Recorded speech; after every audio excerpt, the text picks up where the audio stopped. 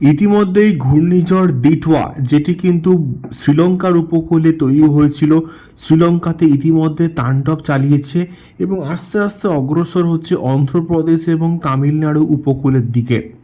এবং এই ঘূর্ণিঝড় দিটওয়া এর প্রভাবে কিন্তু শ্রীলঙ্কাতে যে ব্যাপক পরিমাণ ঝড় বৃষ্টি হয়েছে তার দৃশ্য আপনারা কিন্তু দেখতেই পাচ্ছেন।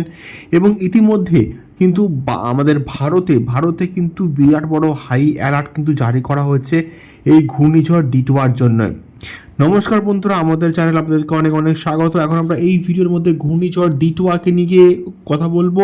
ঘূর্ণিঝড় সেনিয়ার কিন্তু তৈরি হয়নি এবং ঘূর্ণিঝড় দিটওয়া কিন্তু তৈরি হয়ে গিয়েছে এবং শ্রীলঙ্কাতে দাপট দেখানোর পরবর্তীকালে এটি কিন্তু এগোচ্ছে আমাদের দক্ষিণ ভারতের দিকে এবং দক্ষিণ ভারতের তামিলনাড়ু উপকূলের দিকে কিন্তু এটি অগ্রসর হচ্ছে এবং তামিলনাড়ু উপকূলের উপরে এটি কিন্তু অবস্থান করে কিন্তু তাণ্ডব চালাবে। এবং আগামীকাল অর্থাৎ আমি যখন এই ভিডিওটাকে তৈরি করছি শনিবার রাতে, রবিবার সকালের দিকে কিন্তু এটি ল্যান্ডফল হওয়ার সম্ভাবনা রয়েছে আমাদের দক্ষিণ ভারতের উপকূলবর্তী এলাকাতে এবং সেখানে তাণ্ডব দেখাবে এই ঘূর্ণিঝড় দিটওয়া এবং যার প্রভাবে কিন্তু প্রবল ঝড় বৃষ্টি এবং তার সঙ্গে সঙ্গে কিন্তু প্রবল ঝড়ো বাতাস এবং প্রবল বৃষ্টির সম্ভাবনা কিন্তু তৈরি হয়েছে এবং যেটি কিন্তু প্রভাব প্রায় রবিবার সারা দিন অবধি কিন্তু চলতে পারে বলে আশঙ্কা করা হচ্ছে।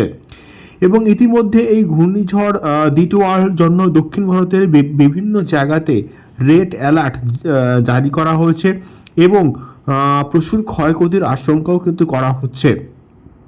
এটাই ছিল ঘূর্ণিঝড় দিটওয়া সংক্রান্ত গুরুত্বপূর্ণ একটি আপডেট।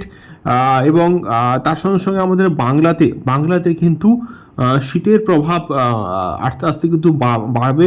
আগামী 6ই ডিসেম্বরের পরবর্তী সময় থেকে কিন্তু এই শীতের পরিমাণ বাড়তে চলেছে আমাদের বাংলাতে। এটাই ছিল আবহাওয়া সংক্রান্ত বা ওয়েদার রিপোর্ট সংক্রান্ত খুবই গুরুত্বপূর্ণ একটি খবর।